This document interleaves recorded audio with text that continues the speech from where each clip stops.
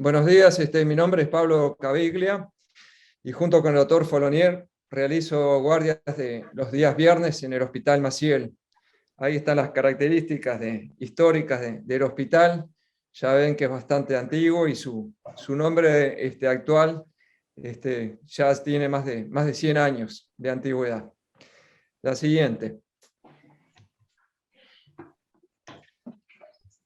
Algunas vistas desde el techo del hospital, construcción antigua. Seguimos. Esos son los corredores, algunos detalles. Y bueno, lo que centra la reunión del día de hoy, siguiente, es son 8 situaciones diferentes de heridas de cuello. Por lo tanto, vamos a evitar por motivos de tiempo, el detalle que hacemos siempre acerca de cada paciente y el análisis, sino centrarnos directamente en 8 diferentes heridas de cuello, para lo cual nos va a ayudar mucho Alejandro de Gracia con su experiencia y su especialidad. Sí, es así. Siguiente. Con la finalidad de mostrar un poco a quienes estén participando como residentes y de sistematizarnos en el análisis de estas situaciones, no debemos de obviar las medidas iniciales de la TLS, el balance de las lesiones y el mecanismo de las mismas, que lo puse en rojo, que es lo que va fundamentalmente a centrar la discusión de estas 8 situaciones. Analizar algunos estudios y sobre todo, finalmente, el tratamiento. La siguiente. Apretá vuelta. De tratamiento de las lesiones de cuello, recordar estos cuatro elementos, que esto lo aprendí sí, de Alejandro, la mnemotecnia, para no olvidar ninguno de los elementos que constituyen de las vísceras que constituyen el cuello. Y vena es un buen recurso mnemotécnico. Vía aérea, digestivo, del esófago y faringe, la parte neurológica y vascular, tanto sus ejes arterial como venosos. Y de los mecanismos, que acá nos vamos a centrar fundamentalmente, para analizar qué tipo de solución le vamos a dar a cada paciente, está el penetrante y el cerrado. Y prácticamente vamos a ver que 100% de los casos que vamos a presentar, por la característica de nuestros pacientes, van a ser penetrantes. Siguiente. ¿Qué tratamiento le podemos ofrecer a todas estas heridas? Y bueno, son 4 principalmente. El tratamiento quirúrgico, tanto como control del daño como un control definitivo de la situación, la imagenología intervencionista y el tratamiento no operatorio. Es decir, no hacemos nada, pero no hacemos nada quirúrgicamente. Siguiente. Y acá viene el primer caso. Nos encontramos de mañana con un chico que en la madrugada recibió una herida con un estilete en región prácticamente submaxilar izquierda.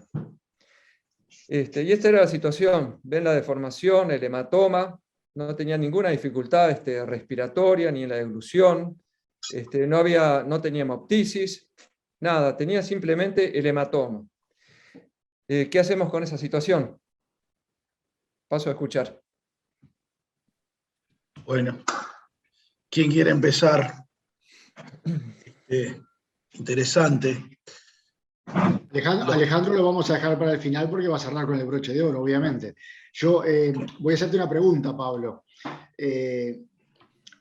Evidentemente no tiene un sangrado externo ostensible, por lo que estás diciendo, y la pregunta es, ¿el hematoma es expansivo o no expansivo? ¿Es un hematoma que a ojos vistas viene creciendo o es un hematoma estático?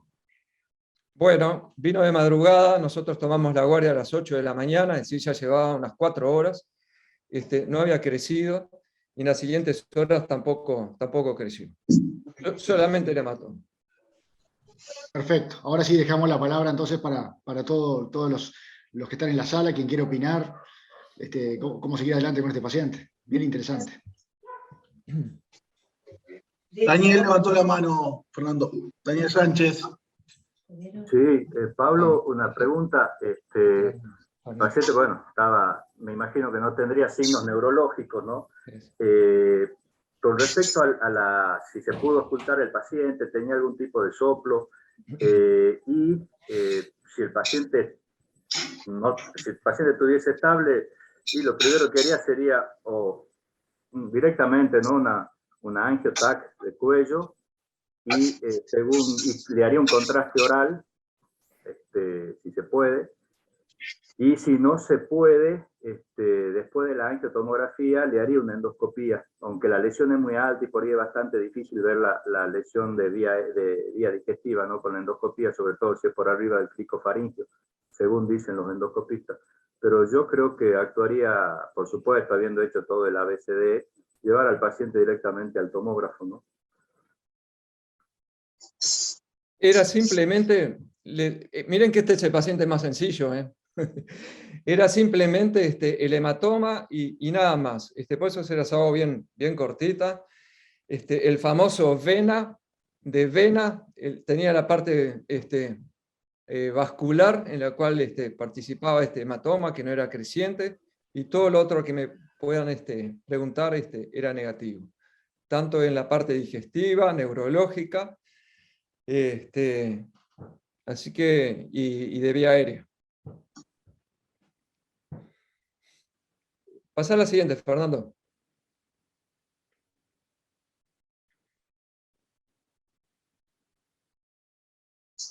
Levantó la mano. Hola Maximiliano, ¿cómo te va? Se quedó trancado, no pasa, no sé qué. Ahí va. Buen día, buen día. Perdón. No, me había quedado, pasaron a otra imagen, por eso saqué la mano. No, hay que evaluar la parte vascular. Ahí aparentemente un paciente estable, se puede estudiar. La parte ósea no pareciera y parece que va a la zona de la hipofaringe, eso más piso de la boca, por lo que se ve. Hay que evaluar la parte vascular. Yo haría una angio-TAC como método principal, y después, si eso está bien, sí hay que estudiar la vía, hay que estudiar el esófago con un tránsito, se debería ir de alta con algún estudio también de vía digestiva.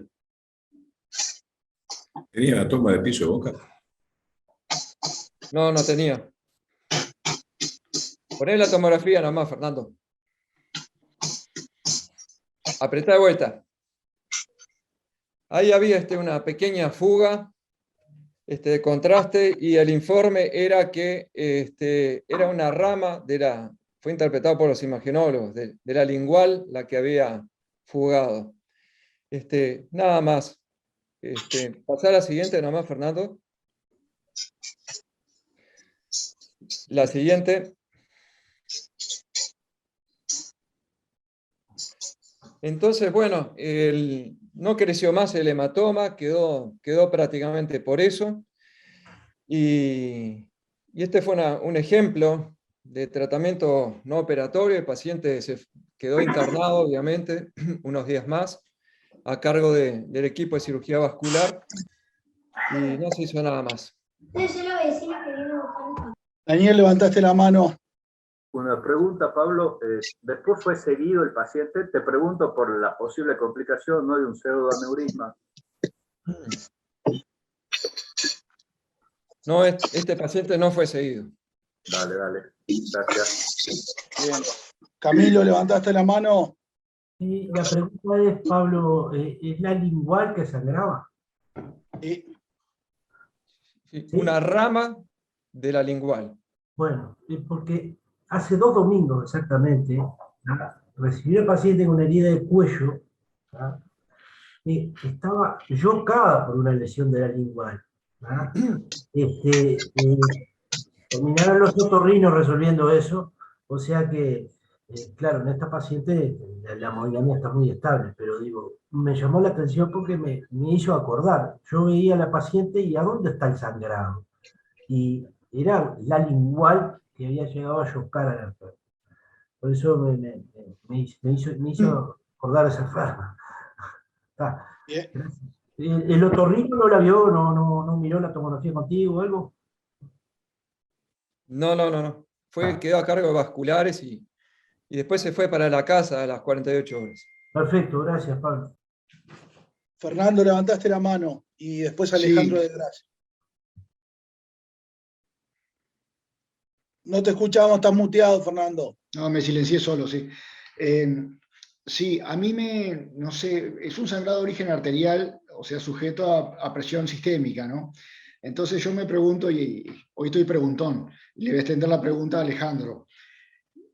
¿No lo hubiera llevado al angiógrafo e intentar hacer una angiografía y eventualmente embolizar? Porque yo no sé si me hubiera quedado tranquilo en relación, y esto Pablo no lo va a poder contestar porque se perdió el seguimiento del paciente, pero ¿cuál va a ser la historia natural de esto en la evolución, verdad? Me parece que yo no me hubiera quedado solo con el diagnóstico o la presunción diagnóstica a través de una angio-TC, porque justamente frente a esa presunción diagnóstica me parece que lo hubiera llevado al angiógrafo a hacer una angiografía y eventualmente una angioembolización. Pero bueno, capaz que estoy errado, no sé, me gustaría conocer la opinión de Alejandro. Alejandro. Bueno, aunque parezca un caso simple, no es sencillo. No es sencillo porque parece una lesión casi insignificante, debe tener medio centímetro.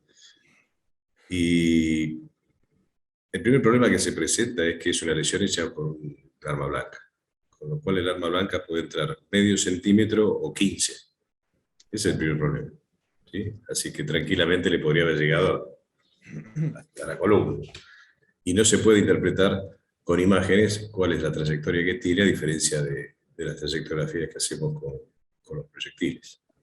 En algún momento le pregunté a Pablo si no tenía hematoma de piso de boca, que es una de las traducciones cuando hay sangrado en la lingual, que se hace un abombamiento del piso de boca y se puede identificar.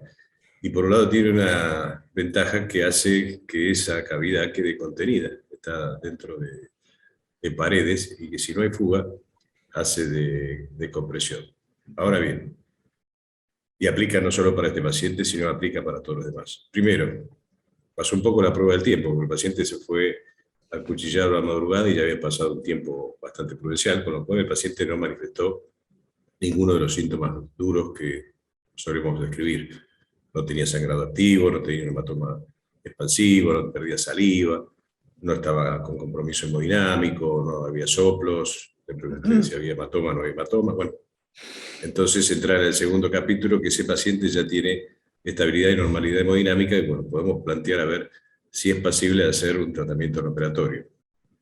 Algunos sugieren explorarle la herida, y si le exploramos la herida y vemos que el platisma está violado, ¿qué nos cambia? Digamos, es predictor negativo, sería explorarlo, y si no está abierto, inferimos que no penetró. El tema es que le explora la herida y ese paciente seguramente tiene platisma abierto, con lo cual no va a cambiar la historia. Sí creo que es pasible de este paciente de un tratamiento no operatorio, lo cual significa que es tratamiento no operatorio y no NOP, que es no operar pacientes. A veces hay que hacer esa salvedad. Y el tratamiento no operatorio tiene otra consideración que siempre lo decimos, o al menos lo recuerdo, es que está sentado en distintas patas. Una de las patas es quién lo atiende, y si tiene experiencia. La otra pata es no solo quién lo atiende, sino que está disponible para que lo atienda durante todo el tiempo que se está haciendo el tratamiento no operatorio, y si el paciente presenta modificaciones en su estado clínico, tiene la capacidad de modificar ese tratamiento y llevarlo a quirófano, disponer de sangre y tener todo dispuesto como para poder revertir esa decisión, hay que tenerlo en cuenta. Y la otra pata es dónde estamos, ¿sí? Fernando aclaró y hizo el hincapié en la embolización. Personalmente no tengo embolización. Bueno, para mí un paciente que requiera embolización tendría que ser trasladado, y si bien ese sangrado que se ve en la tomografía es mínimo, nadie puede decir cuánto va a seguir estando en un sangrado mínimo o va a parar. Con lo cual, si tuviera la disponibilidad, confirmaría el sangrado que debe haber sido una lesión lateral o mínima, porque no perdió mucho por la fuga de contraste que se veía, y hubiese tratado de hacerle una embolización selectiva de ese vaso. ¿Qué pasa si no era el recurso?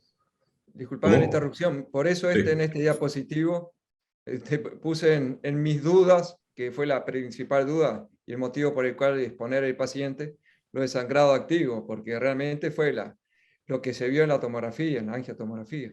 Es que lo diagnosticaste, es algo claro. Y tuviste una gran ayuda, que no solo es el diagnóstico que a veces hacemos nosotros, que tratamos de interpretar imágenes, sino es que está hecho la interpretación por especialistas, por lo cual le suma otro valor agregado que nos hace salir un poco de la duda. Cuando a veces empezamos a hacer radiomancia, decimos, no, acá hay un poquito de contraste, fugado, que sí, que no, este es el borde del... Nah, si lo ven los radiólogos, porque está. ¿Sí? A veces nos confunden, pero creo que nos dio un dato de que había una fuga. O sea, Alejandro, ¿qué dijiste? Radiomancia, me encantó. Claro, radiomancia.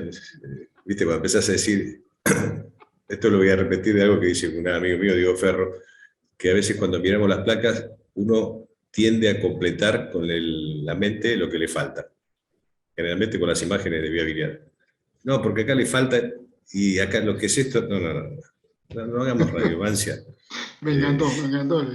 Es así. Y lo que dijo Pablo y lo que mostró Pablo es algo claro, está fugando contraste. De hecho, ¿para qué hizo la tomografía o la angiotomografía? Para ver si había una lesión con fuga vascular. ¿Sí? Se encontró que justo le dieron a la lingual, que es una rama de la carótida que está metida en el espesor del músculo, que el mismo espesor del músculo puede hacer que contenga el sangrado, pero ¿cuánto tiempo? Entonces, si le hacemos tratamiento en operatorio y lo ponemos de otra manera, si esa fuga hubiese sido en una rama del vaso, ¿nos quedábamos en el molde? Ah. No, era poquito. Así que- Fernando, si podemos, pasamos a la otra que tiene conexión con este paciente justamente. Déjame ver. Ahí va. Dale. ¿No pasó ahí? Sí. Siguiente. Este fue un paciente que ya habíamos presentado hace un tiempo y lo recibimos con una herida donde están viendo, casi que retroauricular y ya suturado. Así recibimos el paciente. ¿Hubiesen hecho algo con ese paciente? Miren qué sencillo. Es eso. Sí. Tiene trampas, obviamente, por eso lo presento. Yo no voy a opinar porque me acuerdo del caso. Me acuerdo Ahí está. perfectamente. Yo no lo conozco, Todo lo que pero- me pregunten, negativo. Todo lo que me preguntan, negativo.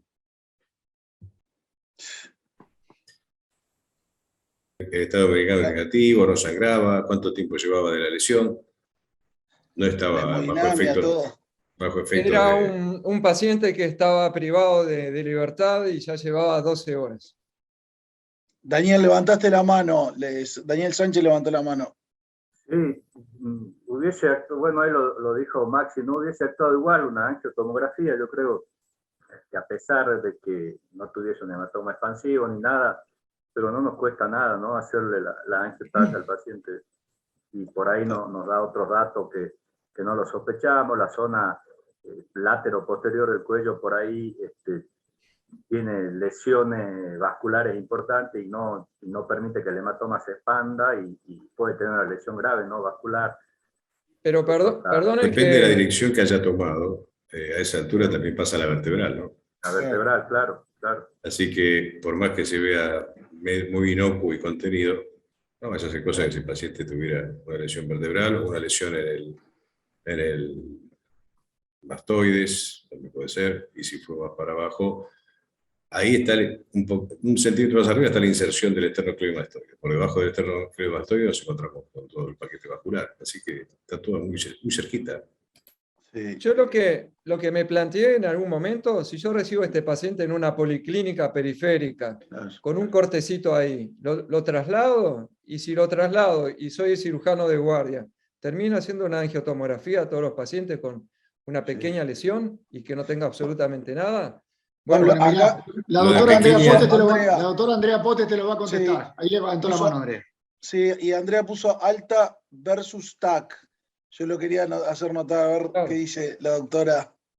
Andrea. Porque son los Andrea? dos extremos. ¿Cómo les ¿qué tal, va? Andrea? Y en realidad eso era lo que les iba a decir, sincerémonos un poquitito todos.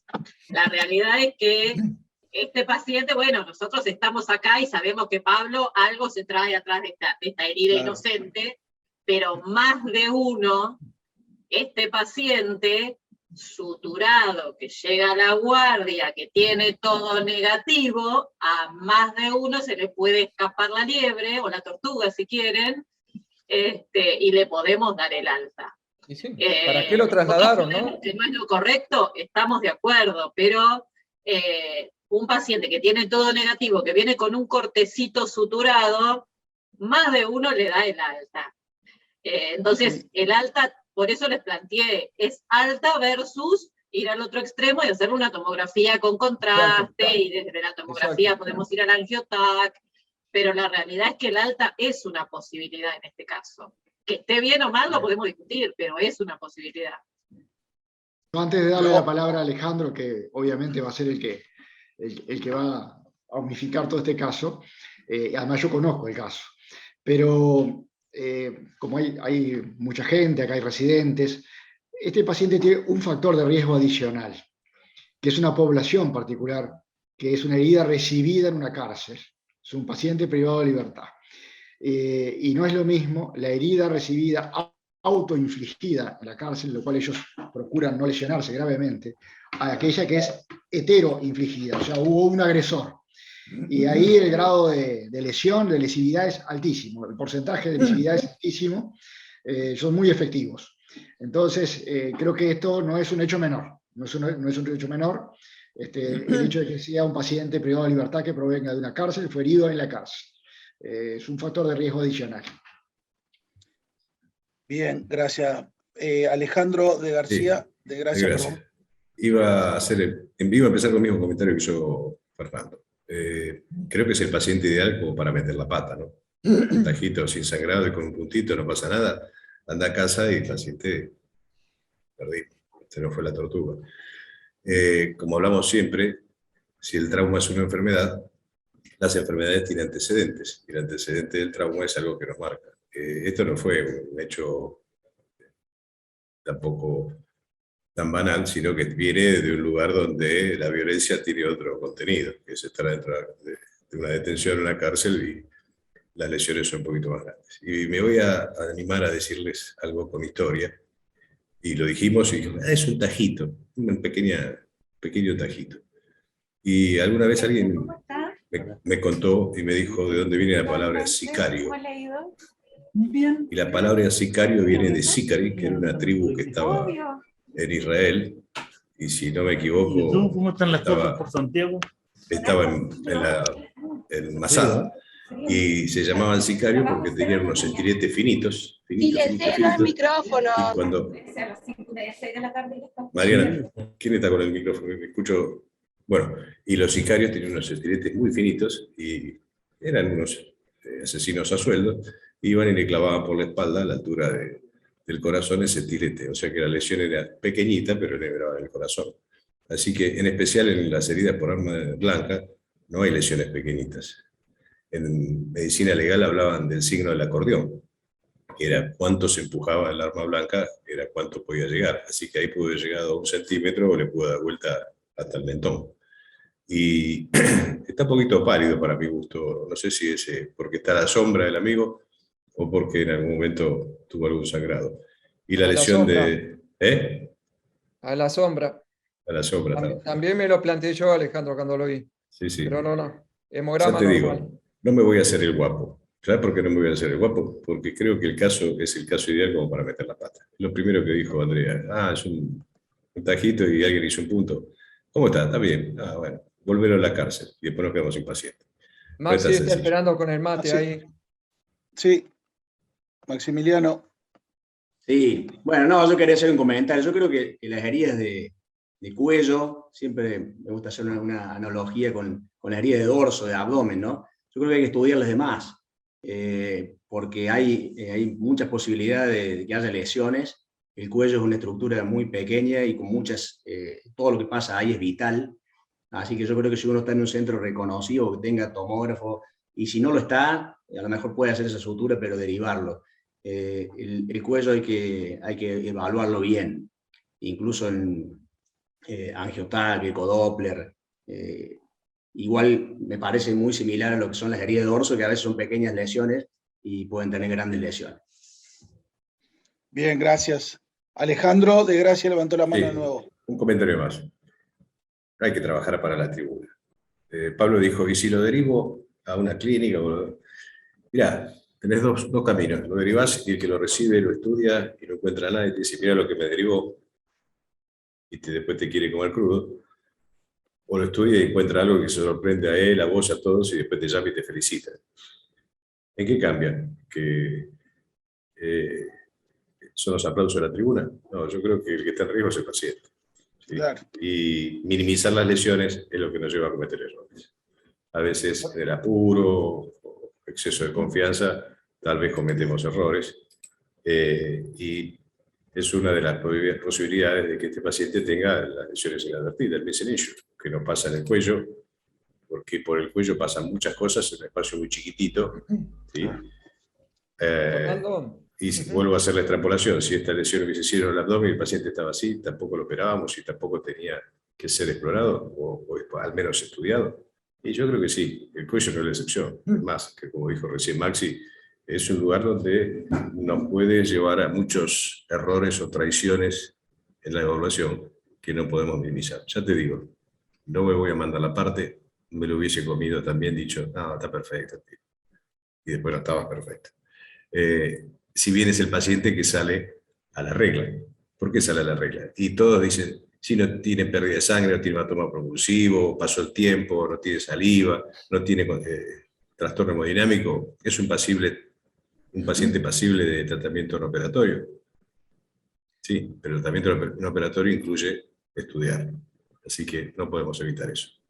Fernando, te voy a pedir entonces, en honor al tiempo, de pasar varios diapositivos a propósito de este paciente. Pasa al siguiente.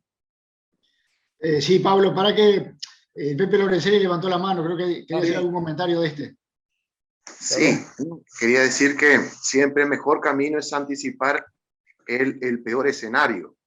Y en cuello, que es una estructura, como habían dicho, donde pasan estructuras vitales muy importantes, uno tiene siempre que pensar las posibilidades de lesiones, como habían dicho, lesiones vasculares, lesiones faringoesofágicas, nerviosas, como habían dicho.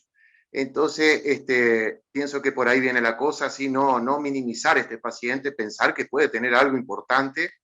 Y después la otra pregunta que quería hacerles, por ejemplo, hay placa que podamos hacer una radiografía de cuello también y tórax, y también una ecografía de partes blandas, si tenemos para hacer el Doppler también. Si tengo que la tomografía puede demorar porque está ocupada, no tengo acceso, tener esos otras como herramientas diagnósticas también. Una Tenemos radiografía acceso a la tomografía rápidamente. Fue rápidamente. Sí. Está perfecto. Pero ustedes no pedirían, por ejemplo, una radiografía o ecografía de partes blandas con Doppler, por ejemplo. ¿Qué te haría tenés la cambiar la tomografía- conducta, el Doppler o la placa? Álvaro. El Doppler, y yo puedo encontrar, por ejemplo, imágenes, un pseudoneurisma, por ejemplo, con el Doppler lo puedo encontrar.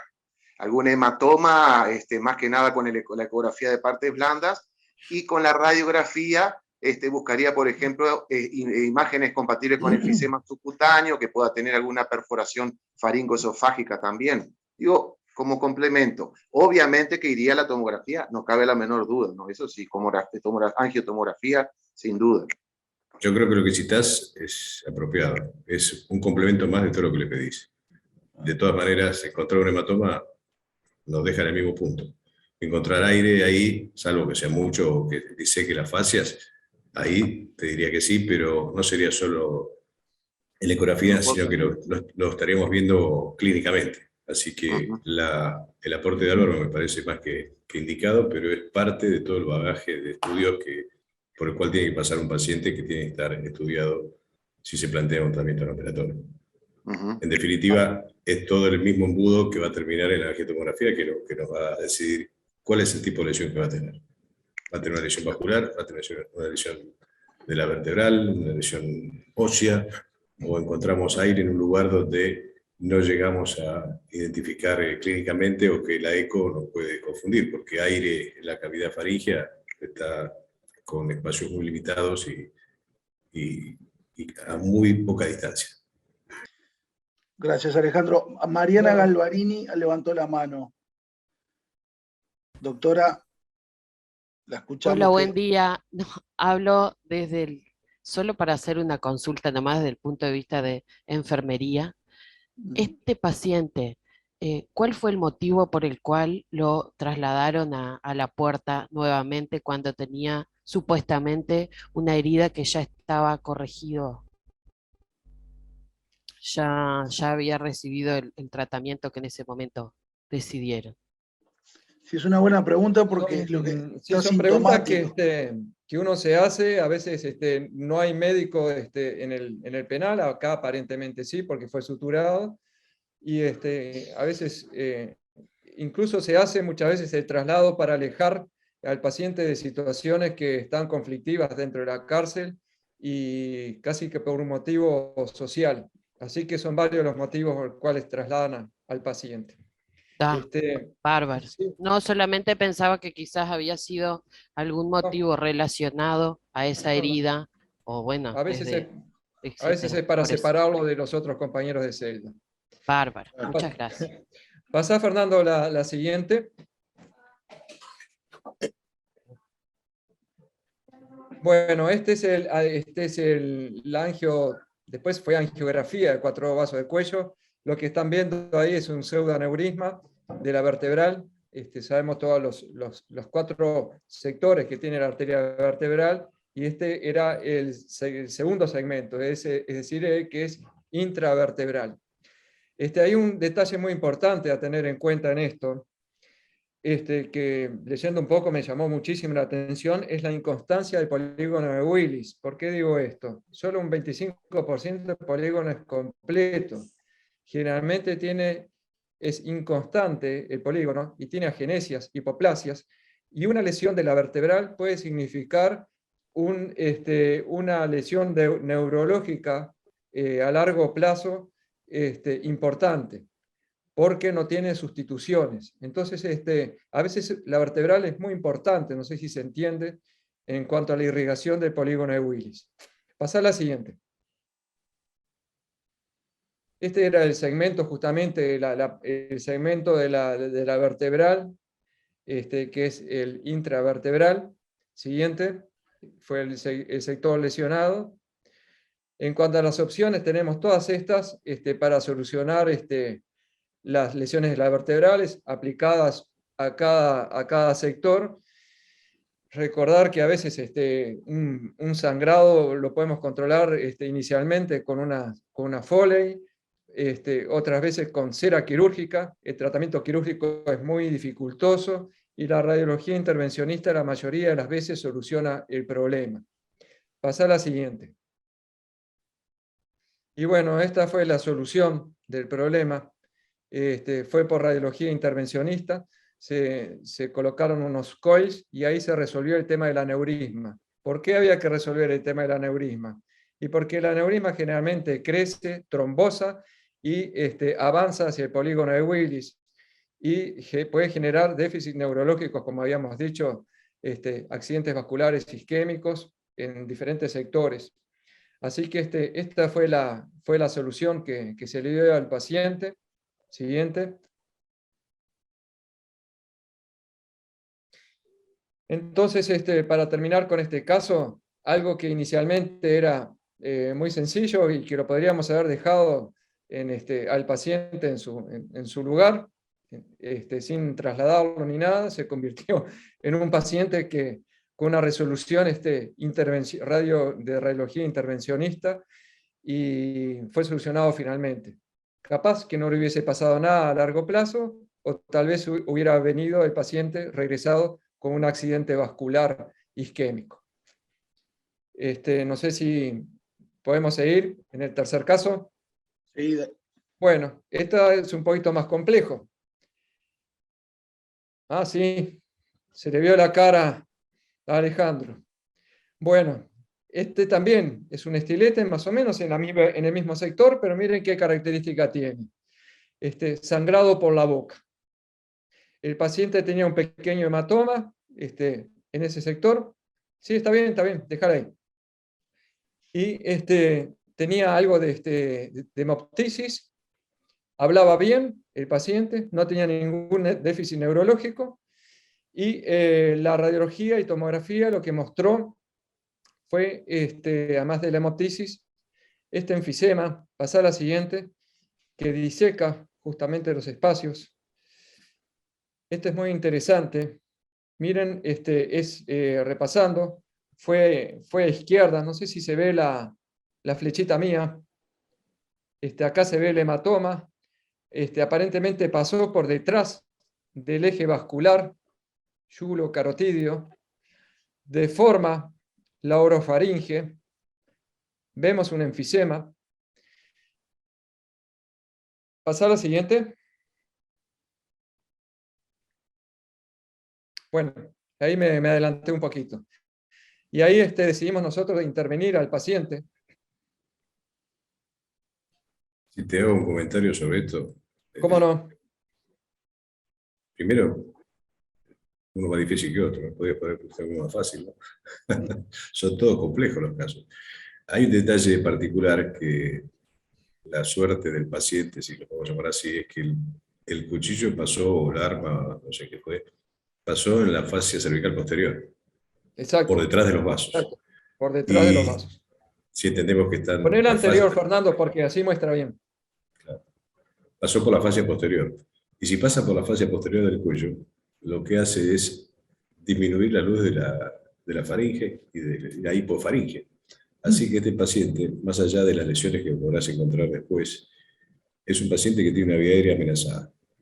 Sí. Así que, como medida inicial a este paciente, al igual que quemado, trataría de controlar la vía aérea, porque el paciente en algún momento se le va a obstruir la vía aérea por el hematoma, por el aire o por el desplazamiento. Hay pocas indicaciones de la traqueotomía en los pacientes en trauma, no es una emergencia, pero si lo abordaría, ahí del lado izquierdo de la imagen, ves casi el trayecto de todo el aire por detrás de los vasos, y cómo está empujando la pared posterior. Claro, ¿Cómo? No, que lo marque Fernando con el marcador, se ve muy bien. Se ve todo el aire y la fascia cervical posterior. En la otra imagen, Fer, la de la izquierda, fíjate los vasos y atrás, ahí justo, tenés todo el recorrido donde entró el arma y donde le pasó. Y ahí se ve cómo se estaba bombando la pared de la faringe. No sabemos cuánto eso va a progresar, cuánto eso va a sangrar, o cuánto eso va a acumular aire. Y le va a terminar obstruyendo la vía aérea. Y ese paciente se puede morir a consecuencia de esa obstrucción. Así que en este paciente creo que antes de entrar a operar, tal vez lo hice tratado de manejar la vía aérea de alguna manera, garantizando que por lo menos no se va a morir ahogado. Y después en la exploración veremos qué pasa. Bien, Alejandro, gracias.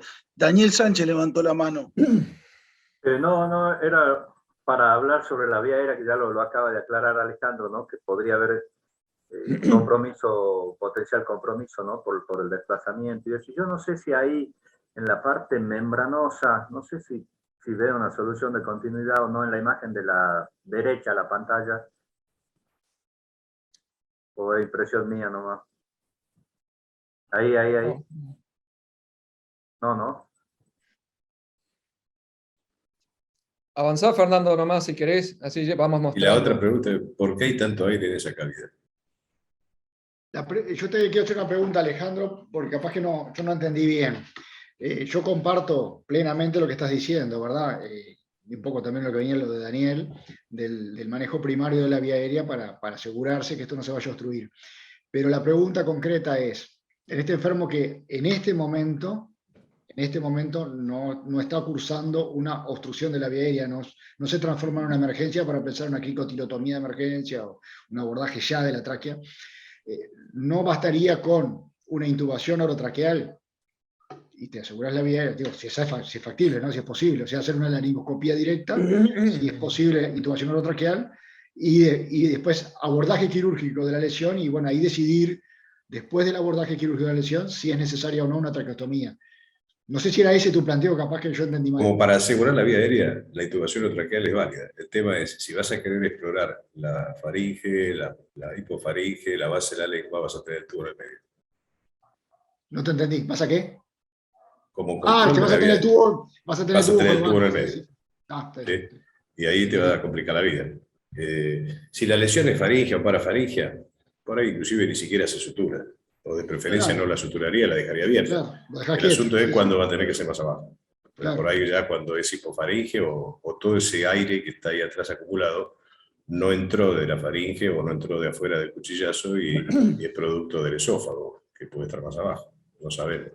El tema es que Alejandro, cuando lo intubas y el tubo te cae al medio. Cuando querés ver qué pasó dentro de la boca, el tubo te molesta. Pablo, espera un acaba minutito. de plantear Alejandro justamente Mm, lo que viene adelante. La Pablo, dificultad de espera un exploración. poquitito, porque a raíz de lo que dijo Alejandro hubo una pregunta en el chat, Camilo, a raíz de lo que decide no evitar operar, que se puede la faringe, Camilo pregunta si se puede hacer tratamiento no operatorio en este caso. Si se podría o no, es una pregunta. No sé cuál es tu respuesta, Alejandro, de Gracia. Que no. Hemos jugado a hacer un tratamiento operatorio acá. Va a decir, si aseguramos la vía, ¿de qué manera? Le pusimos un tubo y esperamos Claro, a ver qué pasa. como planteó Machado y Bien, Pilasi también. ¿Y la lesión dónde está? ¿En la faringe o en el esófago? Claro. Mirá, Sí, mirá la imagen de la derecha. Y ahí hay burbujita retrotraqueal. Yo no sé si la llegó hasta ahí. Y estamos hablando de algo que vemos un trayecto bastante largo. Claro. Ojo que yo no planteé no operarlo, Pablo. No, yo no planteé no operarlo. No. Planteó Camilo, Fernando. Vos lo que No, planteaste, igual que Pilasi, fue hacerle la intubación orotraqueal y ver.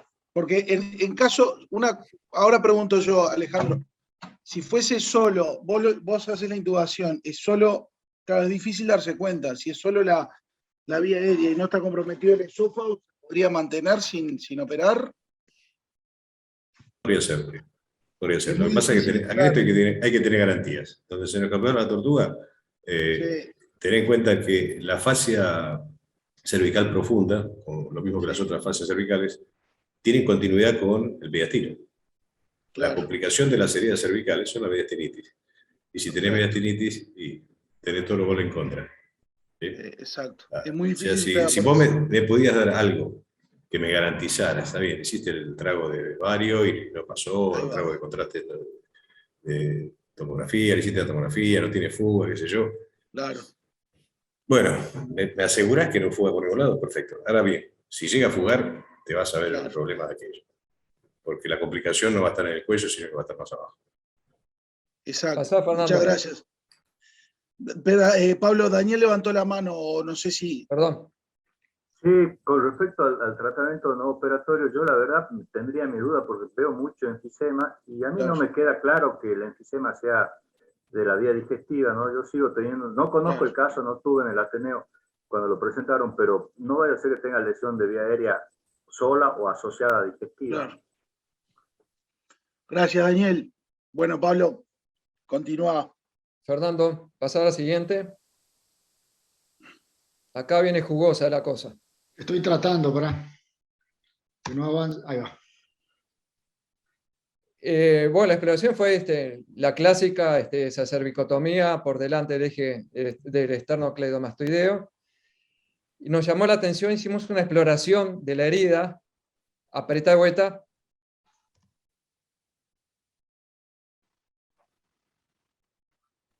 Miren todo lo que entró. Apretá, siguiente. Y nos encontramos, apretá de vuelta. Esa es la orofaringe. Ahí ya estamos en lo que mencionaba Alejandro. Nos molestaba la sonda orotraqueal en la exploración y la pinza. Vos lo conocías el caso, Alejandro. La pinza, el extremo de la pinza sale justamente. No lo conocía. No, Alejandro. No conocía a los uruguayos, me parece. El extremo de la pinza sale por detrás de la amígdala. Siguiente. Es decir, esto es una herida ascendente. Ahí estamos con las dificultades. Siguiente. Y planteamos, siguiente, cerrar la brecha. Inyectar un poquito de contraste o de Pervinox, a ver por dónde te sale. Sería bueno. No, no, es que lo vimos claramente. Ah, lo vimos. Hicimos el cierre con estas dificultades. Como separador usamos el laringoscopio. Hicimos un cierre mucoso, porque es un cierre mucoso realmente el que hicimos. Tampoco no muy profundo, porque está la carótida próximo. Y Si no lo sutura también anda, creo. bueno, Alejandro conoce el paciente, no hay duda. No, no lo conozco. Seguí nomás para adelante. Decidimos dejar un drenaje, una lámina de guante en el trayecto. Esa me encantó. Esa me encantó. Y que haga la fístula para ahí. Avanzá nomás. Ahora, hago una pregunta. ¿Y es imprescindible el cierre desde el lado mucoso? ¿No puedes acceder desde afuera y hacerle un punto a la faringe o eventualmente dejarla abierta? Está silenciado, Alejandro. Alejandro, está silenciado. Hice el comentario, dije, si no lo suturaba hasta arriba andar, creo. Claro. Y si hace la fístula con ese drenaje hermoso que le Por eso, pusieron, por le eso. dirigimos la fístula para ahí, después veremos cómo la resolvemos. Es mucho más Claro. sencillo. Porque las heridas de orofaringe y ni que hablar de nasofaringe, ya altas, eventualmente dejarla abierta y antibióticos y drenaje perifaringeo y está, ¿no? Lo dijo recién Pablo, si te pasás con el punto le vas a coser algo más que la mucosa. Sí. ¿No? Y encima estás trabajando en el pilar posterior, no sé, creo que era en la amígdala, tenés Claro, el tubo claro. al medio, la sonda nasogástrica, es lo que comentaba antes, no entran muchas cosas para hacer puntitos ahí. Sí, ¿Y qué puede pasar si lo dejas abierto? Que haga una fístula por el orificio donde le metió la herida. Bueno, dejarla dirigida ahí. Creo que es más fácil resolver una fístula lateral salival que coserle algo más que no hay que coser. Perfecto. Bien, Alejandro. Foloniev levantó la mano. Juan Carlos, ¿cómo te va? Hola, ¿cómo le va? Viendo después con el diario del lunes, este enfermo lo Iba habíamos a visto contar, con Fede. Pablo un viernes y apareció a los 10 días, un martes, en el hospital de clínicas y tuvo la desgracia de que la misma murga que lo vio presente, al inicio lo vimos después en la evolución. Por supuesto que vino con la fístula, como dice Alejandro. Entonces dijimos, bueno, esto ya no es para mí, esto es para los otorrinos y muchachos, arréglense como puedan. Y el enfermo ingresó por el departamento de emergencia del hospital de clínicas al servicio de otorrinolaringología. Por supuesto que después de ahí se perdió, se lo llevaron creo que a los 3-4 días, hasta luego, otra vez al penal, sin seguimiento. Y con El la Folo se fístula- adelantó unos capítulos adelante porque viene ahora a pasar para adelante. Por suerte tenemos seguimiento unos días más. Este era el nivel de la lesión. Pasá nomás. Bueno, este es el cuarto caso. Ese era ¿Cómo resolvió la fístula? ¿Cómo hicieron para resolver la fístula? Lo dejaron quieto. Nada más, le pusieron una bolsita como de idiotomía acá y hasta luego. Creo que una de las enseñanzas... Próximamente le presento un caso que nos volvió loco, que es las 1001 noche más o menos, y le cuento qué pasó con una fístula de esas, parecidas. Ahora voy a ver ahora que estoy de vacaciones lo voy a preparar y se lo voy a presentar. Buenísimo. Una de las enseñanzas buenísimo. de Alejandro... ¿Cómo es hacer la- para el caso que metimos toda la pata y nos costó mucho tiempo resolverlo? Daniel Sánchez Próximamente puso algo, perdón, Alejandro, puso algo interesante para Bach. Si querés explayarte, Daniel. Yo no tengo experiencia, ¿no? Pero yo creo que una de las formas, digamos, del tratamiento de las fístulas, sobre todo, sí, faringoesofágica o esofágicas, por ahí andan bien con Bach. No sé, Ale o alguno que tenga experiencia, ¿qué opina del tema? Probamos con BAC en fístulas salivales. El problema del BAC en las fístulas es que a veces no las compacta, ¿sí? Y cuando no las compacta, las perpetúa. Claro. ¿Por qué? Porque está comunicando cavidad aérea con cavidad aérea. Entonces no logras compactarlo. Les doy la solución de lo que hicimos nosotros con un paciente que le estaba contando o se lo dejo en suspenso para cuando le presente el caso? No, decir, a ver, dale. Oxibutinina. Claro. En realidad, la oxibutinina es un medicamento que se utiliza en la incontinencia urinaria. Y ese efecto adverso que tiene es que le produce una sequedad bucal extrema y muchas de las fístulas que hemos tenido se cierran con eso. De hecho, hace unos años se lo dábamos regularmente a los pacientes que operábamos de parótida, ¿sí? Por la posibilidad de fístula salival. Y lo hacíamos intuitivamente, a ver cómo nos iba. Y después en Inglaterra publicaron un trabajo que lo hacían como regla, darle oxibutinina las primeras 48 horas al paciente en la parotidectomía superficial. ¿Por qué? Porque ya le limitaba la salivación y no teníamos tantas fístulas. Buenísimo. Pablo, seguí, a ver cómo Bueno, va. Sí. cuarto caso, del mismo origen, el paciente, como es nuestra población, es esa herida de estilete en la región, en la zona 2. Esta vez sí soplaba, no tenía hemoptisis el paciente, no tenía dificultad respiratoria, pero sí soplaba cuando hablaba, no tenía dificultad en la voz, no había hematomas, era simplemente vía aérea lo que el compromiso desde el punto de vista clínico. Pasar a la siguiente.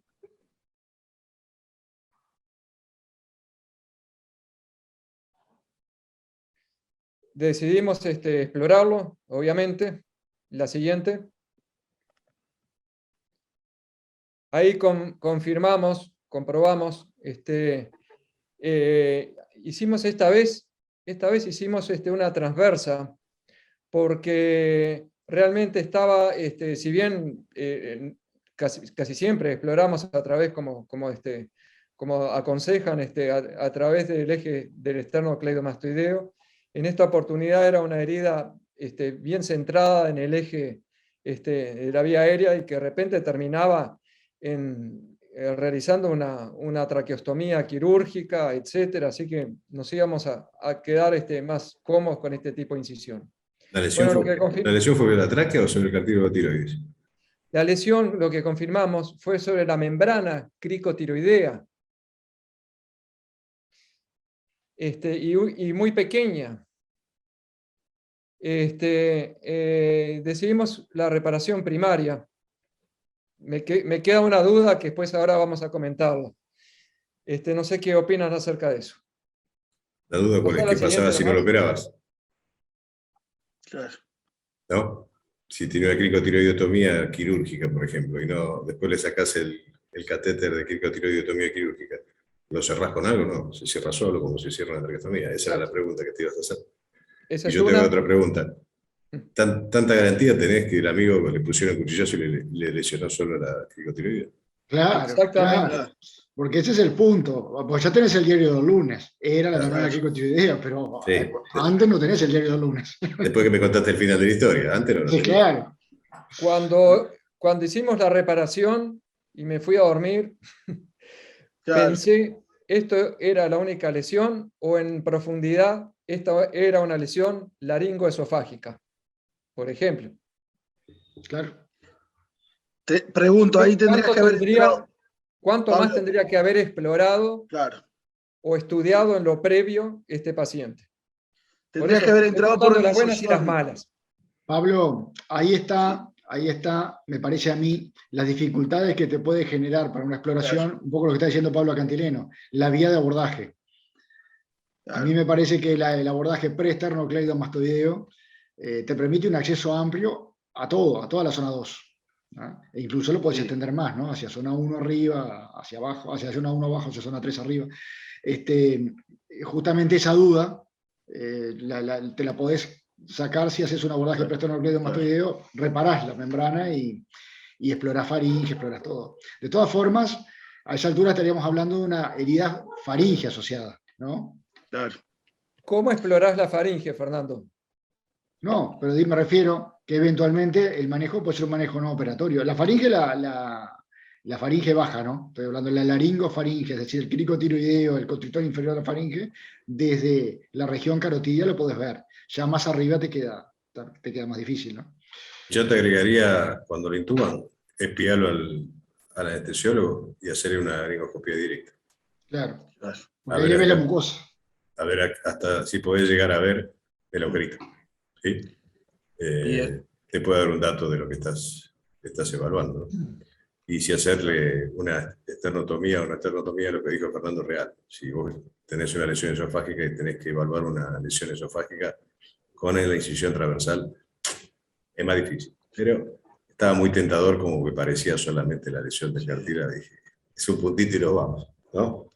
Sí. Yo tengo que confesar que me hizo acordar a Fernando un día cuando hicimos una incisión así, que eso lo aprendí, que Machado me dijo, no hagas más la incisión, abrí la pre-esternocleidomastoideo abordando el cuello.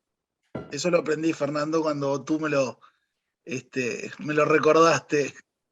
Bueno, Daniel, Sánchez No. levantó la mano. Pregunta, ¿no? Lo que comentaba Ale, Fernando, Pablo recién sobre, bueno, como ya habían visto la lesión y Ale decía, ¿qué hacemos cuando hacemos una cricotiroidostomía? Le sacamos después la sondita y cierra solo. Y este paciente, bueno, por suerte era la única lesión que tenía, pero lo sabemos después de haberlo operado.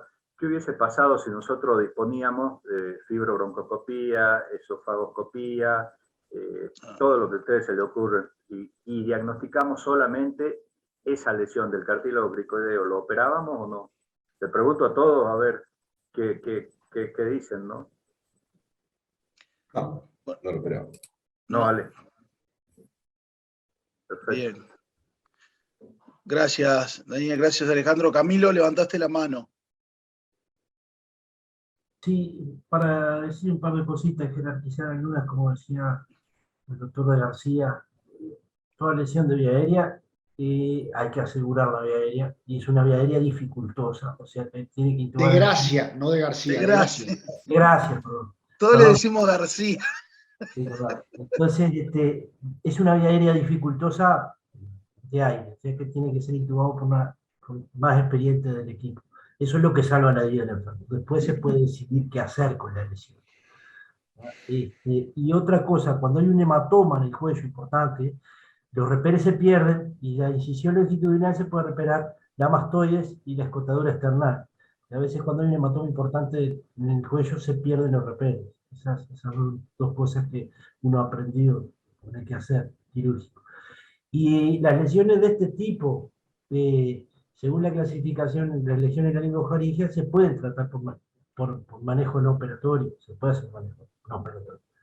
Pero bueno, eso depende un poco de la sitio donde están, a donde estemos y de las características.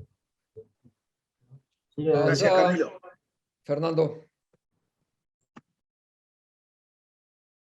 Seguí nomás. Entonces, la lesión podría no ser tratada. Lo que no podemos dejar de ver es si tenía otra lesión asociada. Y la excepción a las reglas sería si es un chico menor de 12 años, porque el cartílago cricotiroideo es el único sostén de la laringe. Así que si fuera un menor, habría que tratarla quirúrgicamente. Este es justamente todo lo que estuvimos discutiendo hasta ahora, es un poco la duda que se nos planteó y la flechita en qué profundidad avanza, si queda solamente en la vía aérea o avanza hacia atrás. Es una lesión faringoesofágica, que ya lo discutimos entonces. Avanzá nomás, Fernando. Seguí nomás. Bueno, casos de estos recibimos, este es un caso que recibió Foronier en el Clínicas, pero recibimos uno idéntico de autoagresión, con una destrucción a nivel del cuello, múltiples heridas, van a ver que hay sobre todo una destrucción muscular, y parece ser que la parte laringotraqueal es la gran defensa del eje vascular, porque quien se autoinflige este tipo de heridas, por lo menos lo vimos en 2 oportunidades, no tiene lesiones del eje, por suerte, yulo, carotidio, que están bastante oculto, sino lo que lesiona principalmente es la vía aérea. Hablo a propósito de 2 casos. En esta situación en la que vivimos en el Maciel, acudió la otorrinolaringóloga además a ayudarnos y bueno, hizo una reconstrucción sobre todo de partes blandas y el paciente quedó con una traqueostomía y nosotros terminamos haciendo la hemostasis y bueno, y finalmente también la reconstrucción muscular y quedó en eso. El balance lesional de las 2 situaciones fue así. ¿Avanzaron más? ¿El esternocleido se lo cortó el paciente o ustedes? Parte y parte. Parte y parte. Fue un destrozo, un intento de autoeliminación con un cuchillo de cocina, con múltiples sierras, o sea que el destrozo se autoinfligió. Los Tramontina. No sé si existen. Tramontina brasileros. Sí, En pero la hay marca en de los cuchillos. Argentina. Pregunta Daniel Sánchez, levantó la mano y pregunta por qué la traqueostomía. Mira, la traqueostomía, Daniel, estaba hecha. Ya se lo había hecho el paciente. La regularizamos. Fue para regularizar justamente y cerrar sobre la misma y poderlo estubar sin el riesgo de que un hematoma pudiese después progresar y comprimir la vía aérea. Perfecto. Fernando, levantaste la mano. Sí, yo tengo también una experiencia limitada.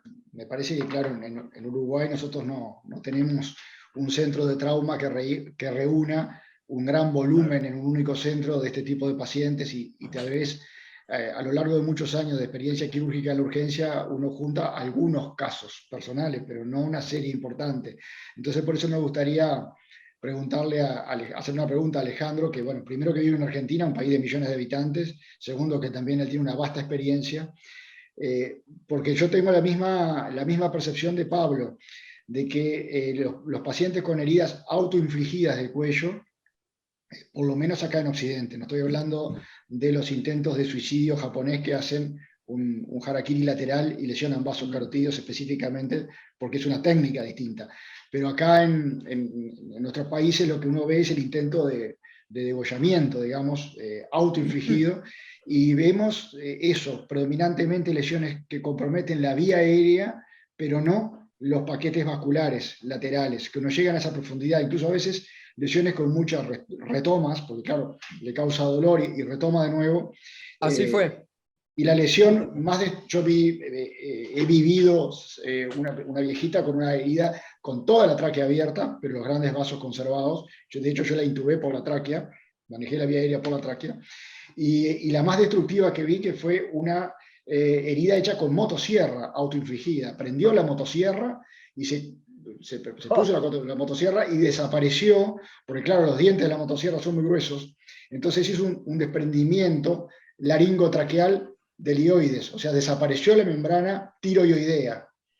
Tenía el hioides por un lado, el eje de la vía aérea caído, ¿verdad? Cortó todos los infraoideos, el esternocleido hioideo, el homoideo, seccionados todos, y la membrana, y todo abierto, y se veía la laringe abierta, el orificio superior de la laringe hacia adelante, pero no lesionó, a pesar de que era una motosierra, no lesionó los grandes vasos.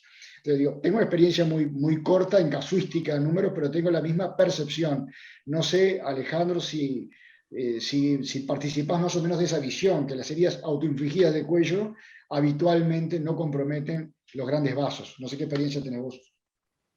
Ya, estaba buscando un video, creo que te iba a dar la respuesta. Si te lo puedo poner después al final, te vas a reír. Pero coincido en todo lo que decís vos. Primero que es más o menos el 5 o 6% de las lesiones que hay en trauma que vemos realmente de cuello. Y el tema del cuello es que no es, como dice un amigo mío, no es un barrio que habitualmente se conoce, ¿sí? Y que uno está acostumbrado a manejar. Entonces, por eso es medio el cuco de cuando aparecen las heridas, ¿qué es lo que hay que hacer? La particularidad del cuello es si tenés claro la representación espacial de donde te estás metiendo, porque cuando hay hematomas que deforman toda la anatomía, como decía el doctor, estaba comentando antes, Camilo, se te complica porque está todo borroneado. ¿Y cuáles son los 3 o 4 tips que tenés que manejar como para que el cuello no sea un cuco y lo puedas controlar? No hay experiencia global tan amplia como puede haber el traumatismo de hígado, ¿sí? Nosotros creo que tenemos algo de 130 lesiones, de todo tipo, de las más graves a las inocuas o las que abrimos y no encontramos nada. Pero creo que el problema que presenta el cuello es ese, que uno habitualmente no está familiarizado con el manejo o con el abordaje. Entonces ahí es lo que pasa cuando empieza a haber o lesiones inadvertidas o en la disección lleva puesto algo que no fue la lesión, sino que es uno cuando está abordando. Sí, esa sería la dificultad de la lesión de cuello. Al final te paso un video y te respondo un poco lo que acabaste de decir vos. Gracias, Alejandro. Camilo levantó la mano. Sí, por suerte, en el hospital donde trabajo tengo otorrino a mano, que viene y me da una mano, siempre me da una mano con la herida del cuello, y teniéndolo es fundamental. O sea, nos ha ayudado mucho. Bien. Bueno, Pablo, continúa. Bueno, avanzá, Fernando, nomás.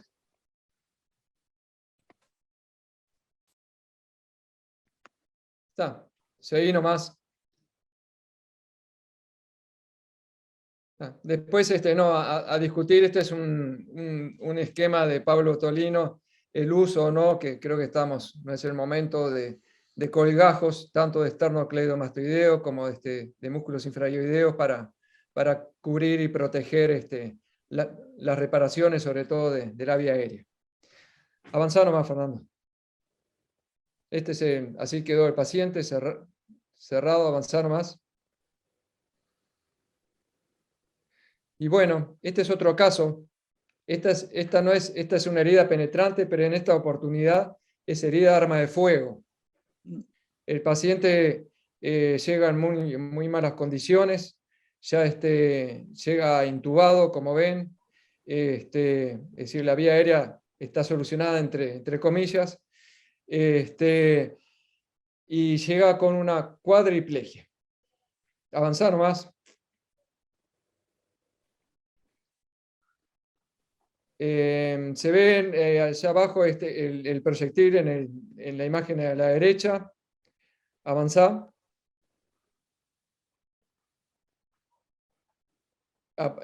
Apretá de vuelta.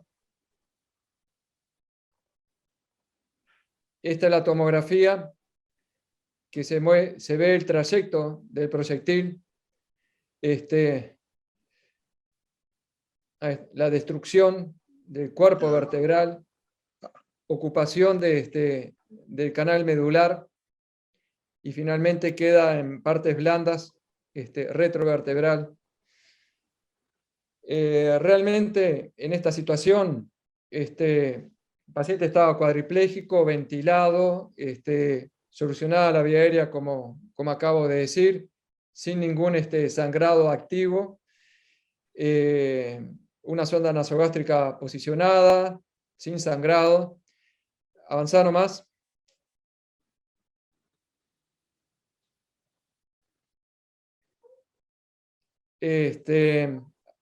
Avanzar de vuelta, esa es la...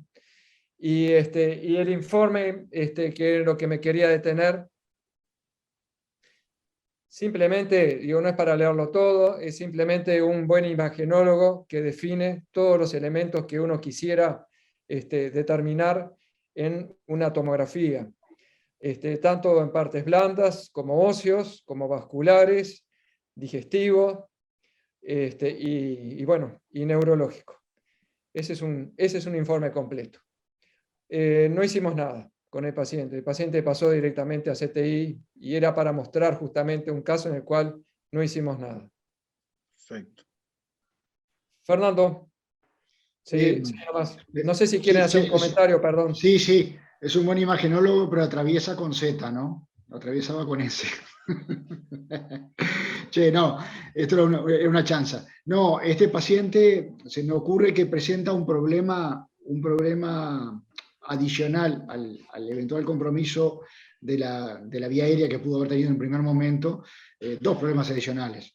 Uno es el problema ventilatorio que puede sobrevenir, porque esto es una herida una lesión, tiene una sección medular completa en la médula cervical alta, es decir que ahí bien puede haber un compromiso, si no directo, de los niveles de origen del nervio frénico, indirectos a través de una isquemia que puede ser más ascendente de donde está el trayecto.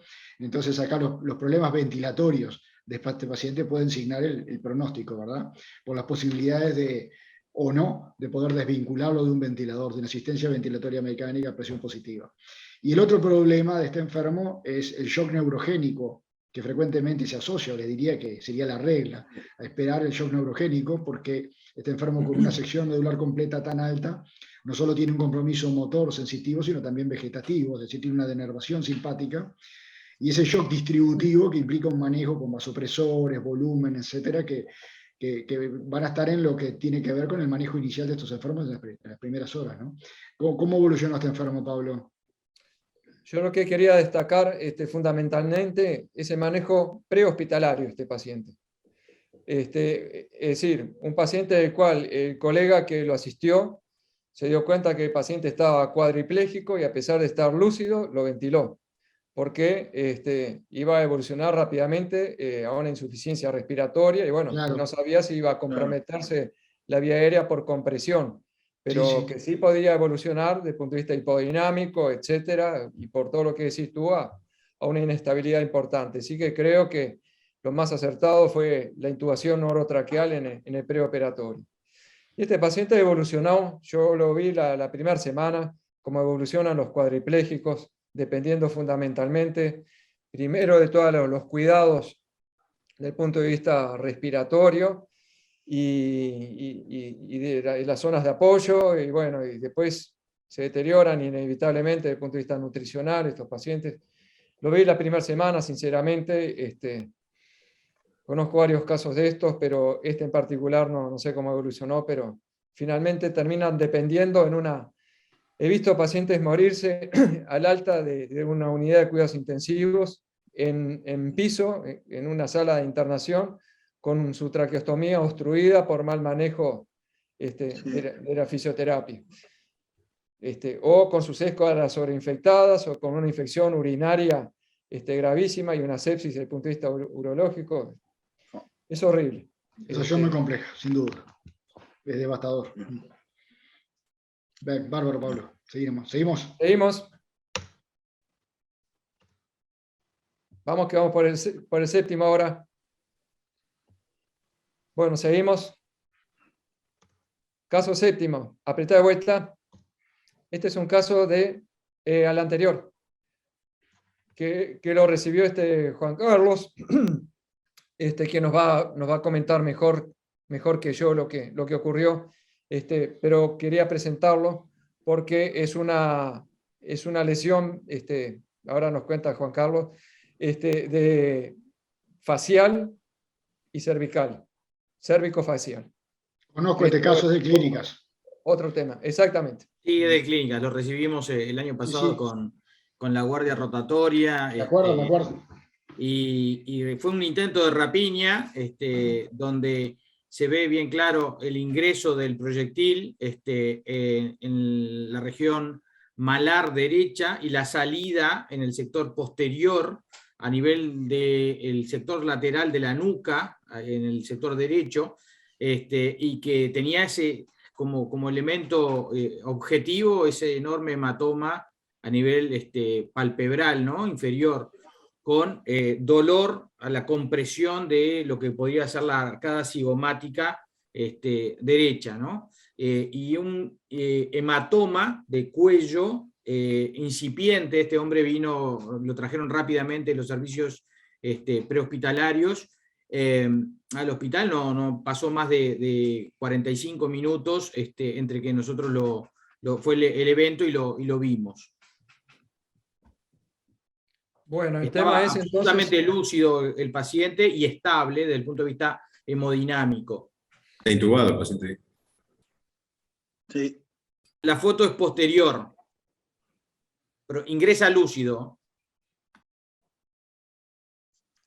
Avanzar más. ¿Lo intubaron cuando llegó? Sí, sí, lo intubamos de entrada y lo subimos al tomógrafo. No tengo la tomografía, Sí, yo tampoco, la tenía una de los residentes, pero no me lo logró pasar. ¿Te acordás que dio? La tomografía mostraba que tenía el hematoma de cuello, sin una lesión, no tenía una fuga específica en ese momento, no la pudimos corroborar, y por lo tanto subimos directamente a sala de operaciones. Contá de la exploración que encontraron. De la exploración fue difícil al inicio poder llegar al paquete carotidio. Como ven ahí, cargamos por supuesto convocamos al cirujano vascular, esto fue 3 de la mañana, y lo que hicimos fue directamente ir a buscar el eje vascular, carotidio, encontramos la carótida que estaba indemne, no encontramos ninguna fuga en ese momento, estuvimos un buen rato, y después lo que hicimos fue buscar la vena, y lo que encontramos fueron unos sectores de vena rota, o sea, de la vena yugular interna, y fue ligar algo que parecía sector proximal, sector distal, colocar un drenaje e irnos directamente. ¿El maxilar no estaba roto? El maxilar no, estaba por debajo, no encontramos tampoco esquirlas, y a la palpación endobucal tampoco encontramos alteraciones que nos hicieran pensar en eso. Y ya por la tomografía sabíamos, porque la habíamos visto abajo en el tomógrafo, que no teníamos grandes fracturas. Trajimos este tipo de lesión porque, bueno, le aprendimos el nombre a la zona esta, que zona F le llama, no sabíamos la denominación, justamente es cuando implica la parte facial baja y cervical, y me parece que es bastante más complejo aún, porque puede afectar no solamente segmentos cervicales, como estamos diciendo, sino que la zona 3, así que de muy difícil exploración. Y bueno, no sé qué experiencia tiene Alejandro acerca de la zona F. Dos cosas. Lo dijo Juan Carlos y lo quiero resaltar. Fueron a hacer el control vascular y se ve ahí bien claro con el reparo que tiene, que creo que eso es el eje inicial de cualquier abordaje de cuello. Tratar de alejarse de donde está el foco de la lesión y controlar la arteria por abajo antes que abramos las fascias y se nos inunde todo el campo y después la cosa se complica. Eso es uno. Segundo, le pregunté si estaba involucrado el maxilar por el trayecto del proyectil. Uno de los lugares de más difícil acceso es por detrás del gonio del paciente. Y ahí viene otro tema que está muy descrito. Personalmente nunca lo hice. Lo vi, y todas las veces que lo vi en dibujito, con lo cual la casuística que debe haber debe ser muy poca, ¿no? Cuando hay dibujito, porque no hay mucha experiencia. Que es el abordaje que se hace por detrás del gonio y para llegar a la desembocadura de la vena yugular, casi entrando al cráneo, el agujero rasgado posterior, que son esos sangrados que son de muy difícil acceso. Recomendaciones que te podría decir: tratar de que la intubación sea nasotraqueal, no orotraqueal, porque al ser nasotraqueal y no está el tubo dentro de la boca, podés hacer una movilización del maxilar que se llama la disrupción, ¿no? Y elevarlo y sacarlo del medio sin necesidad de hacer ese corte que les cuento del dibujito, que seccionan el maxilar y le mandan la rama posterior, que no sé cuánto más te puede dar, o te puede dar más, pero hay que estar avesado como para hacer una sección maxilar, pasa la arteria maxilar interna, le suma sangrado, tenés que controlarlo, y llegar hasta la base del cráneo para poder controlar un sangrado venoso, puede ser la opción que estaba diciendo Juan Carlos, que es ponerle punto o ligar. Cuando pones punto y ligás, pegadito a eso pasa la salida del glosofaringio. He tenido pacientes que hicimos en Massachusetts, ¿no? Ligadura en masa y 2 chuzazos, y después terminó con lesión del glosofaringio. Bueno, pero eso fue. Y la otra es, ¿qué pasa cuando los cabos están justos en la salida, en la emergencia de la base del cráneo?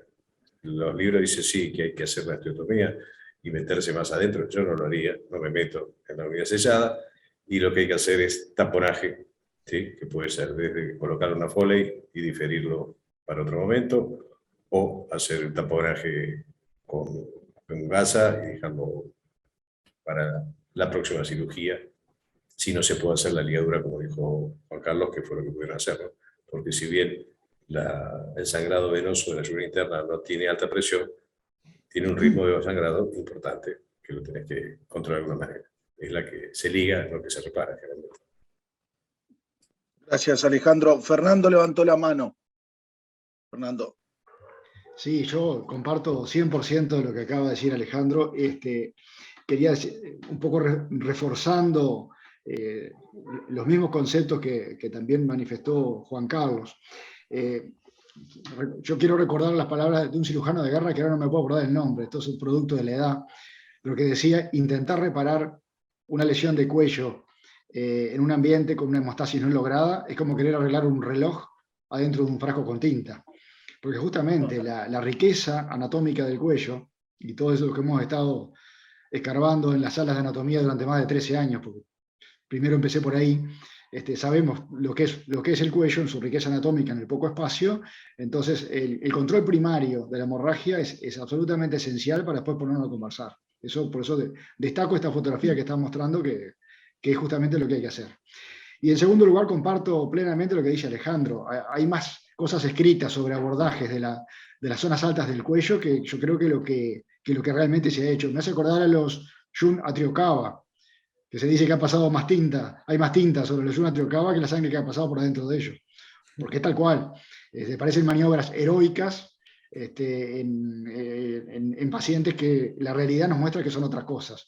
En la sala de anatomía sí hacemos la sección del cuello del maxilar inferior, y lo usamos hacia adelante, y después cortamos la apófisis estiloides para acceder a la región retroestilia, todo bárbaro. Pero eso son 2 o 3 horas de disección tranquilo en una sala de anatomía, que no tiene nada que ver con la cirugía de trauma. Entonces realmente esa maniobra que acaba de escribir Alejandro, que yo todavía no he tenido oportunidad de hacerla, pero yo se la aprendí porque él la habló en otra charla que yo escuché sobre lesiones de cuello, que justamente procurar una intubación nasotraqueal para poder trabajar mejor y más cómodo, ya la tengo guardada en la mochila para el día que me toque, que lo veo mucho más real y mucho más factible, por lo menos en mis manos, que ponerme a hacer una proeza de esas, de secciones mandibulares y cosas que realmente me parece que no. Manejar ese poco espacio para ganar 1 centímetro a través de disecciones heroicas en el marco de un paciente que esté sangrando, la veo muy compleja. El Jun Atriokawa es el unicornio. Todos saben cómo es, pero nadie lo cree. Claro, tal cual. Bueno, Fernando, seguimos. Sí. La última y nos vamos. Esto es lo que van a ver, arranqué al revés, por la tomografía. Es la tomografía de un paciente que ahora vamos a ver, que también se autoinfligió heridas. Los intentos de autoeliminación tienen 2 picos etarios en nuestro país y creo que en el mundo. Uno son los adolescentes y otro lamentablemente son los viejitos. Acá están viendo el hematoma, señalalo Fernando nomás, con a derecha, con fuga de contraste, pero con ejes vasculares de yulo-carotidio que están permeables y conservados. Avanzá nomás.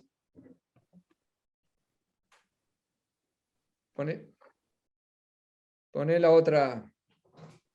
Una vez que termine, poné la otra. Bueno, acá nuevamente la descripción. Hay extravasación, como dice ahí, de medio contraste a nivel yulo-carotidio, pero que con los ejes permeables. Avanzá nomás. Y todo lo otro son compresiones venosas. Esto, lamentablemente no lo recibimos, lo fui a ver a la sala, al paciente. Los cirujanos vasculares habían abordado. Efectivamente, lo único que hicieron fue hemostasis de pequeñas lesiones venosas y arteriolares, pero nada más que eso, con el abordaje que ya estuvimos viendo, es el abordaje que hay que hacer.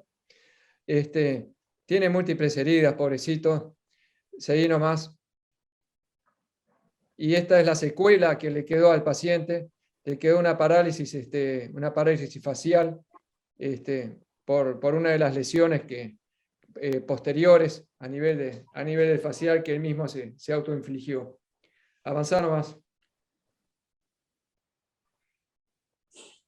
Bueno, acá hubieron como signos duros, hubo un sangrado activo, sí, pero no era un sangrado activo muy importante ni nada, pero fue el motivo de exploración quirúrgica. Seguí nomás.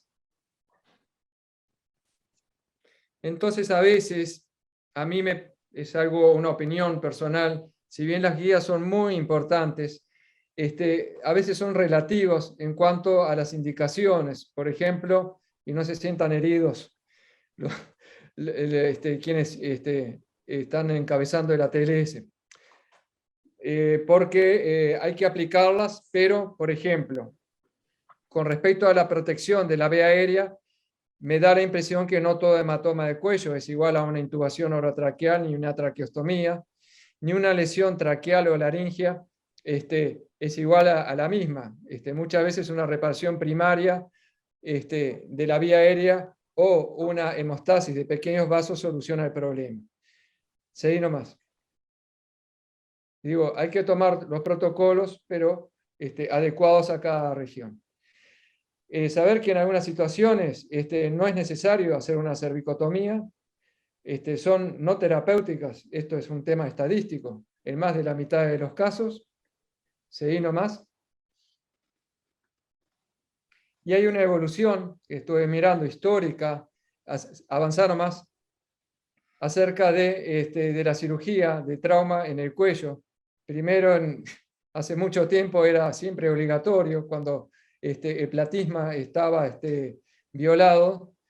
Finalmente, después fue un manejo selectivo, pero miren cuántos años después, seguí nomás. Después el concepto en el cual no son zonas, sino que son trayectos, como dice Alejandro, uno nunca sabe el estilete hasta dónde va y qué largo tenía. Así que todo esto son conceptos que se han ido agregando en el tiempo. Y bueno, a derecha puse la zona F que nos llamó la atención y fue a la cual fue enfrentada en esta situación que bastante compleja. Fournier en el Hospital de Clínicas. Avanzá nomás. Pablo, en honor Sí. creo que tenemos que decirlo, el que, hasta donde yo sé, el que describe la zona F es el doctor Pablo Tolino. Sí. Es a él Incluso, que le demos este concepto. Incluso este diagrama le corresponde a él. Perfecto. Avanzá nomás. Y bueno, fue en el año 2019, pon el anterior. No sé si fue antes, Alejandro, estaba descrita la famosa zona F, pero encontré muy reciente la descripción de la zona F. Perdón, hay una publicación de cirugía española que habla específicamente de esto. Reciente, una publicación creo que del año pasado. Bueno, está, por eso, parece ser bastante reciente. Lo que pasa es que la zona F es más patrimonio de la lesión maxilofacial.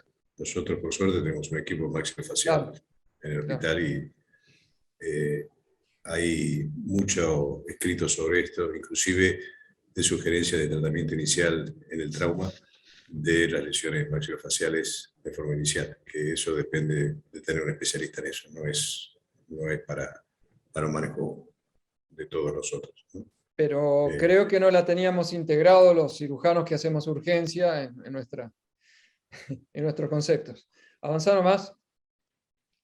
El denominador común en todos los pacientes que estuvimos viendo prácticamente son las heridas penetrantes y no el trauma cerrado de cuello.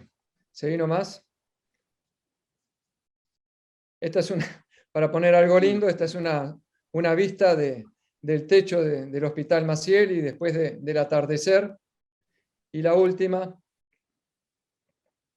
no sé si en zonas rurales a esta gente se les llama los caminantes. Los caminantes es una población que no tiene destino, que lleva sus pocas pertenencias a rastro y que se detiene en cada lugar sin haber planificado nada, a recibir algo de calor o alimento en cada estancia o en cada rancho al cual llega. Y bueno, para mí son los caminantes de la ciudad. Y muchos de estos son los pacientes que estábamos viendo en nuestra presentación. Por eso un poco la relación de este último cuadro con la presentación de trauma de cuello. Muchísimas gracias a todos. Bárbaro, gracias. Excelente, Sí, Pablo. sí. Felicitaciones por la presentación. Muy buena, muy buena. Y sobre todo, Bien. como siempre, por tus reflexiones. Exacto. Excelente, Pablo. Los casos que presentaste son casos que son todo desafío y creo que hay un montón de algoritmos, un montón de propuestas, pero lo que tiene el trauma es que no sabes con qué te vas a encontrar. Entonces, ahí es donde empieza si lo aplicás el algoritmo o no si lo aplicás el algoritmo. ¿Sí? Y acá es una de las pruebas que demostraste que muchas veces nos genera dudas, nos genera angustias si seguimos tal protocolo o no tal protocolo, o actuamos de acuerdo a como nos parece, y a veces hay que guiarse por el olfato, ¿no? Alejandro, algo que no tenía nada presente, creo que cada uno va aprendiendo de acuerdo a sus experiencias, es la colocación, la protección de la vía aérea de acuerdo al lugar donde la lesión se está dando. Y la verdad que no se me había pasado por la cabeza la colocación de una sonda nasogástrica en tal situación o de una traqueostomía para ver mejor lesiones orofaringeas y manejarnos mejor con una sutura a dicho nivel o con controles vasculares. Muchas gracias. Mira, la traqueotomía tiene mala prensa. En realidad, cuando uno hace la traqueotomía, después el postoperatorio se complica porque tiene secreciones, contamina la herida, con lo cual hay que tratar de evitarlo, ¿no? Pero a veces no queda otra. Y cuando estaba escuchándolo lo que hablaba, me vino a la mente mi maestro Antonio Guardo, que cuando era muy joven le pregunté, y maestro, ¿cuándo tengo que hacer una traqueostomía? Estoy hablando ya unos cuantos años. Y me dijo algo que me quedó grabado toda la vida. Me dijo, cuando la pensás. Así de simple. Muy bueno, muy bueno. Tal cual, tal cual.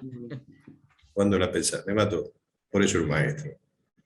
Y si me dejas pasarte un video de 30 segundos, va a resumir todo lo que dijo Pablo, de cómo nos metemos en un problema cuando se sale de los protocolos del paciente, ¿no?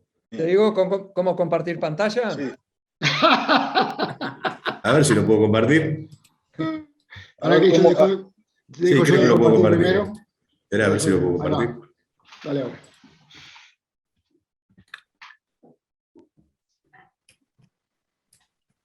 A ver si lo puedo compartir. Espérate un poquito.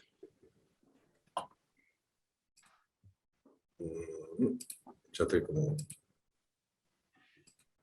Todos decimos que si uno tiene la vía aérea expedita, no hay problema, ¿no? Y la respuesta verbal garantiza que la vía aérea está expedita.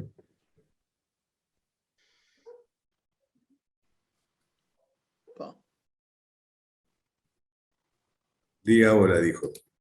Y la paciente respondió, ¿esta vía aérea está expedita? Sí, sí. ¿Alguien dice que no hay que hacerle traqueostomía? Claro. Se parece, este paciente, lo que estás mostrando, bien parecido a lo que te decía que tuve con la lesión de motosierra. Claro. Una imagen parecida. Ponele el audio, Alejandro. Espera.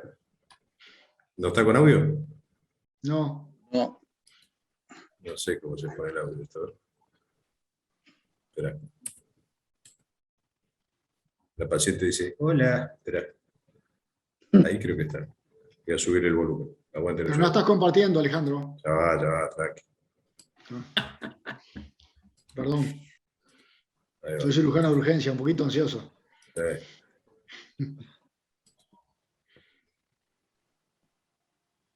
¿Escuchó? No. No.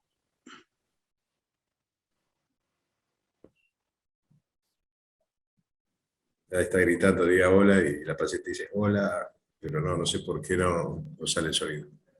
No te preocupes. Ahí. A ver, ¿qué anda?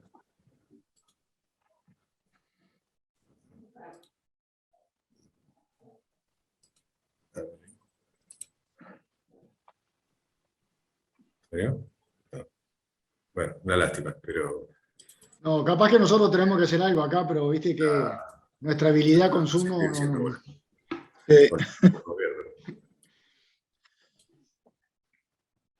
Bueno, Bueno, si ya no hay más, podemos ir redondeando, Fernando, ¿te parece? sí, en lo personal no me queda más que agradecerles tanto a Pablo por su excelente presentación, que hizo un recorrido por distintos ejemplos del tramo penetrante de cuello realmente formidable, y a todos los participantes, por supuesto, por todos los aportes, Daniel, todos los que han aportado, Andrea, y bueno, y ni que hablar, Alejandro, con su vasta experiencia, no solo en trauma, sino como cirujano de cabeza y cuello, justamente, que bueno, nos ha tirado unos cuantos tips que vale la pena guardar en la mochila. Así que bueno, muchísimas gracias, Alejandro, por todos tus aportes. Bárbaro. Yo me uno a las palabras para terminar que acaba de decir Fernando. Y quiero destacar una cosa importante, Fernando. Hoy llegamos casi a los 100 participantes. No sé si te fijaste, lo cual es todo un récord y es muy bueno. Y lo otro que hay participantes que están, para decirle a los participantes se queden tranquilos que ya estamos con el tema de los certificados y que preguntaron algunos, y de las grabaciones, que las estamos grabando y ya estamos con una persona que nos está ayudando a subir las grabaciones. O sea que está. Y bueno, y de nuevo, felicitaciones, Pablo, la verdad que son muy pocos. En Uruguay, la lesión de cuello son poco frecuentes y más en Uruguay. Y haber logrado juntar 8 casos es una proeza, y agradecerte por compartirlos y por tus enseñanzas. Y bueno, y Alejandro, a todos los que participaron, y Alejandro también por compartir sus conocimientos. Y bueno, nos estamos viendo la semana que viene, Fernando. Gracias a todos. Un abrazo a todos. Buen fin de semana. Ah, muchachos, Gracias a todos, excelente. buen fin de semana.